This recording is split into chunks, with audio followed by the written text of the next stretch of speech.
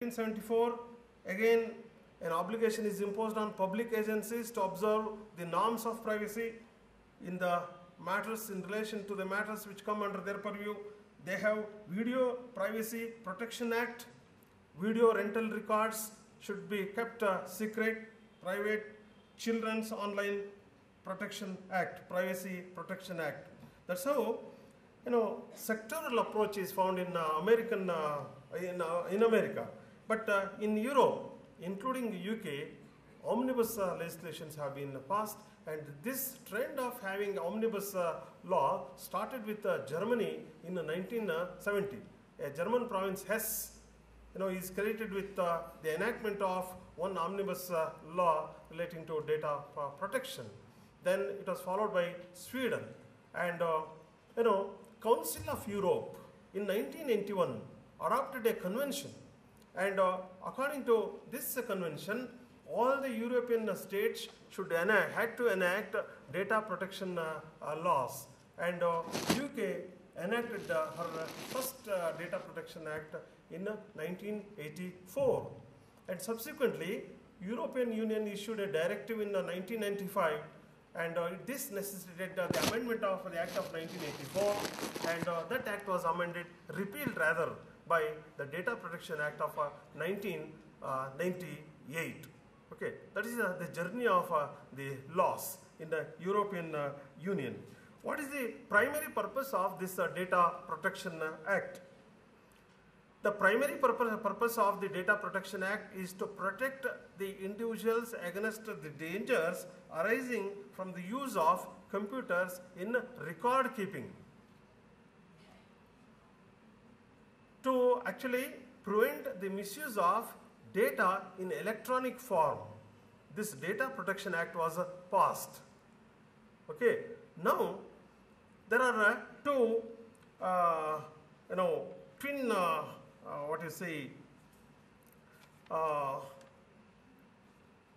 objectives. I am not going to deal with all the the entire gamut of this act. I would deal with important definitions given in this act.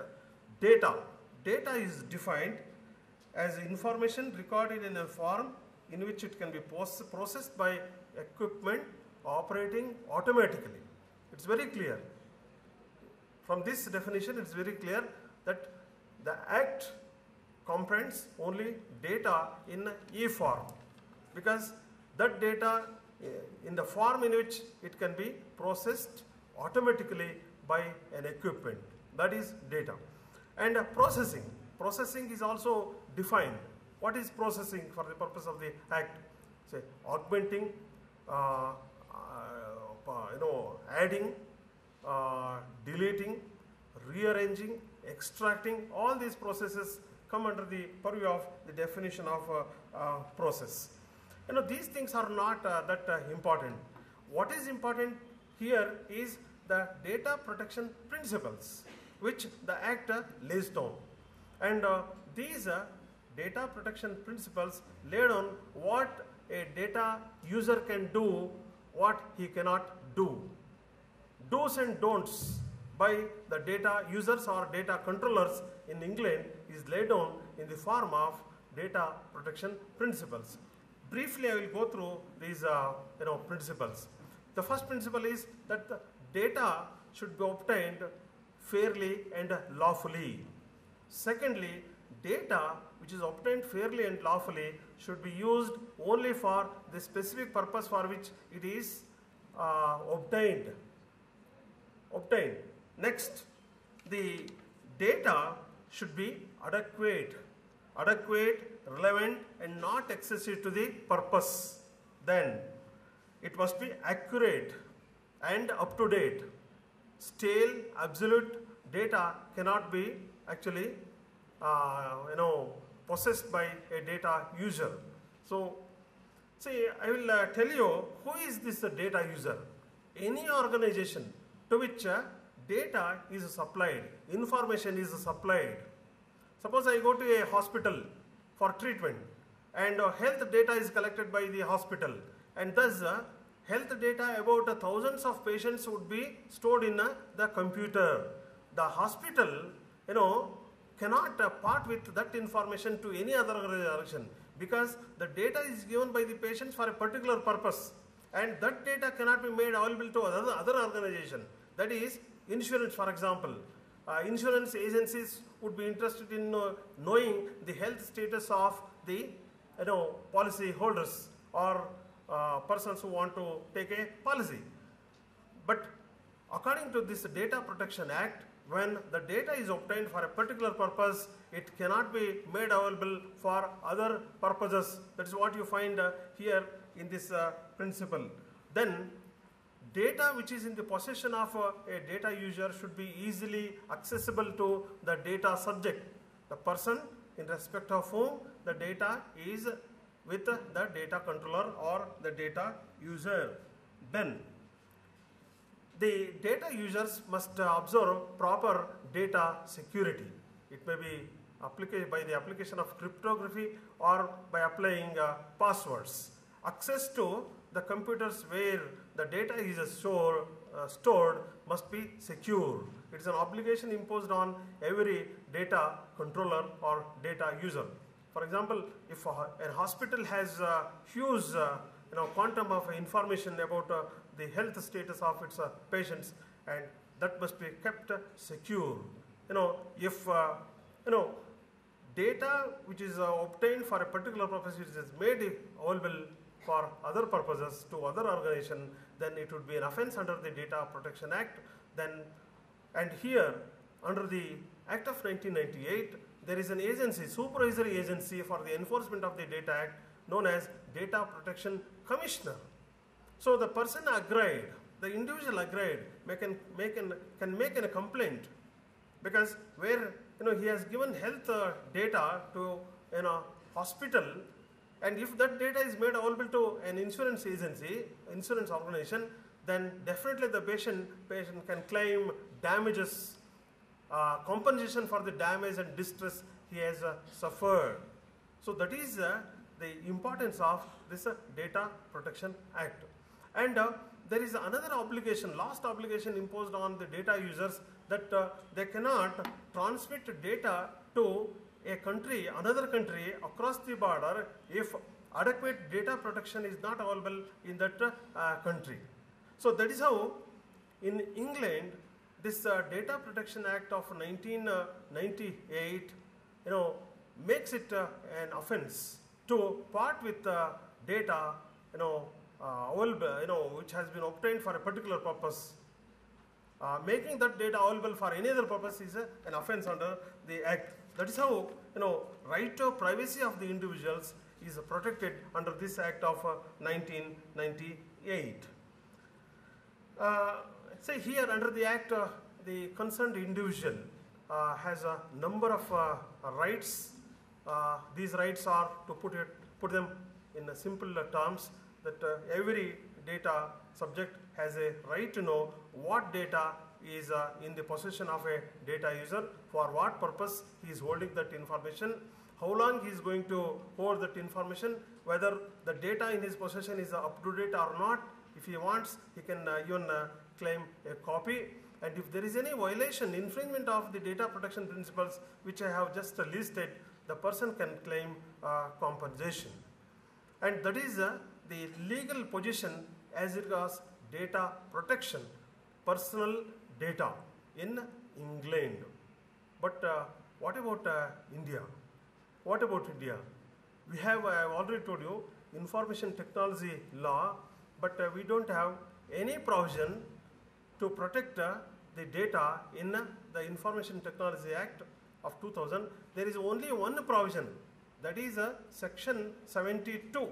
Section 72 provides that if any authority operating under the Act obtains any information in pursuance of the powers granted to it under the Act, and if that information is disclosed to others, then that authority can be penalized.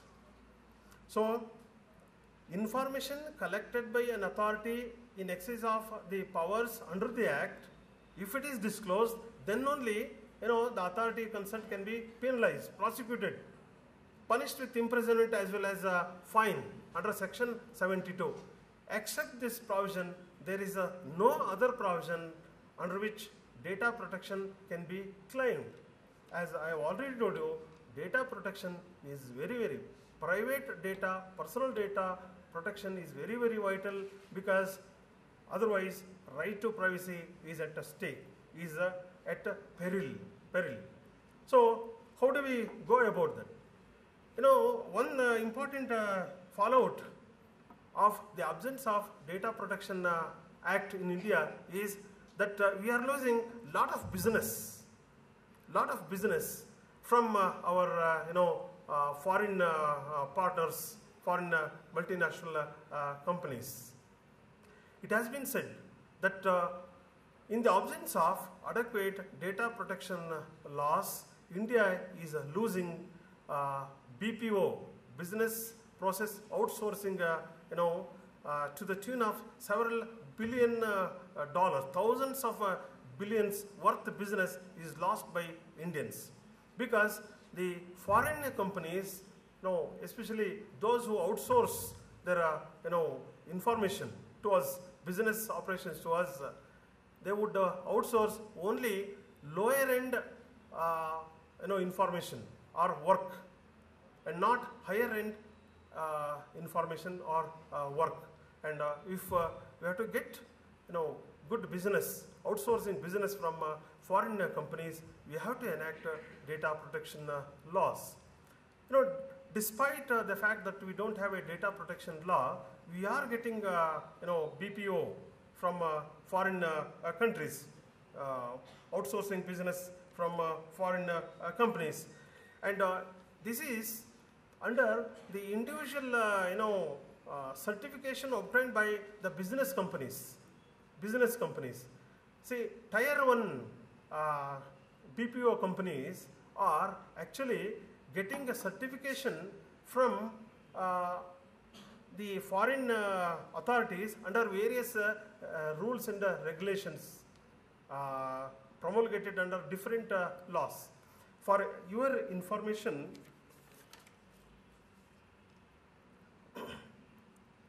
BPO companies, tier 1 BPO companies have certifications under regulations like Sarbanes-Oxley Act of USA. All these are USA statutes.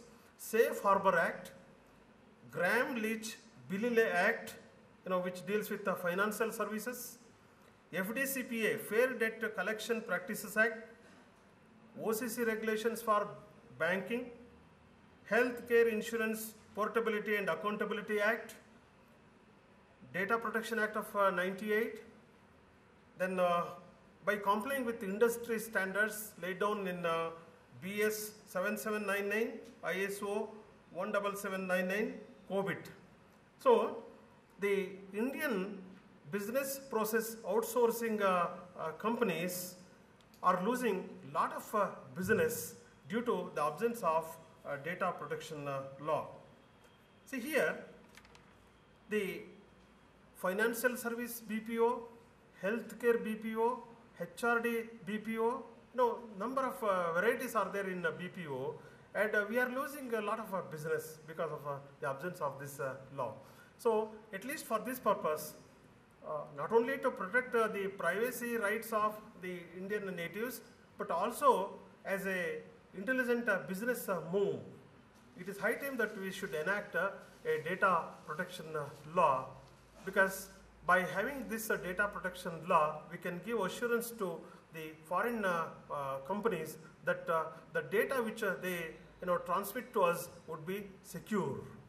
See here, I told you that individual BPO companies of high repute obtain certificate from authorities, foreign authorities under different laws, but those companies would view India as a whole. They would not consider whether a particular company has obtained certificate or not. Certificate assuring the security of the data. What they view is whether India provides a safe, secure environment so that they can transmit data, different types of data to India, health data, finance data, insurance data, and whatnot. So this is one important thing which you must keep in mind. I have read that the health BPO itself, which we can expect from US alone, is worth $45 billion. Health BPO, the health information data which we can expect from US alone is worth 45 billion, and it is also stated that financial related data from US is again of the same value. So if we have an environment where legal environment where data could be protected, we can give assurance that the data is secure, all this business could be captured. And apart from that, to ensure privacy, right to privacy in India, Data Protection Law Act is a must. Because now, say even if you fly by an airline, within few days you receive a mail from some foreign company. So, last month I went to Bombay, I flew in Kingfisher. Within 15 days I received a mail from some Nabof, a Dubai-based firm, offering various services. Where did they get my address? Where did they get my address? They might have got this address, name, address, everything from Kingfisher only. But Kingfisher is not under obligation not to part with this information. We get unsolicited calls, unsolicited mail. Why? Because we don't have data protection law. Even if an hospital, transfers, delivers my information, personal information to any other organization, I don't have a cause of action. I am at their mercy. My privacy is at their mercy. But we are living in India. We feel very happy to receive such mail from a reputed firm. But such a thing does not happen in other countries. They view it very seriously, consider it as a damage to right to privacy.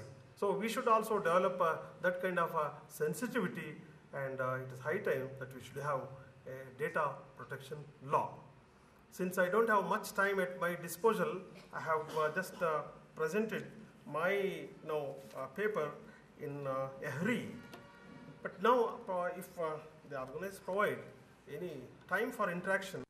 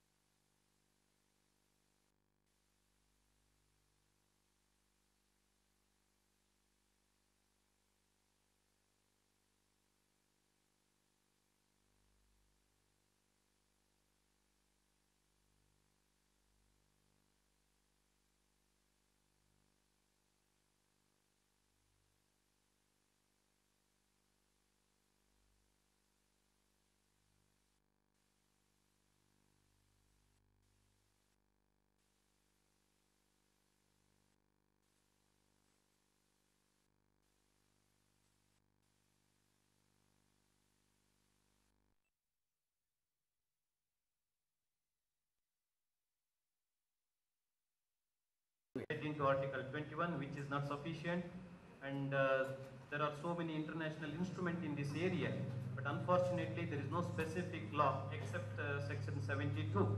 So in this regard, he also expressed his anxiety that the law should be enacted at the earliest. And now the forum is open.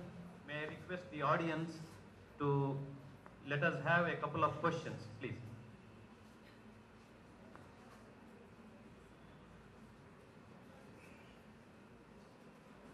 statute or rule or regulation which actually inhibits an organization from disclosing the data. I have a question for Mr. Rajshekhar.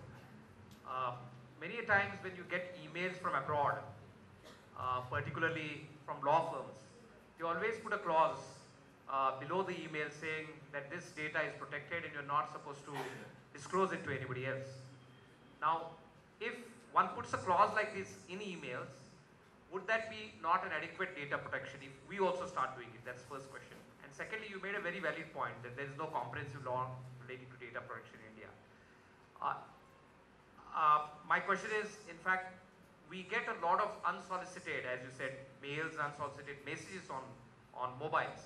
How do you prohibit them, or, well, it's impossible for us to prohibit it. What action can a person take if you get such unsolicited mails? These are two different questions. Thank you. See, actually, now, very recently, we all know that that TROI has taken a measure to prevent this unsolicited calls from, to protect the individuals from getting unsolicited, calls. So one has to opt out. Is it not? Opt-out provision has been made.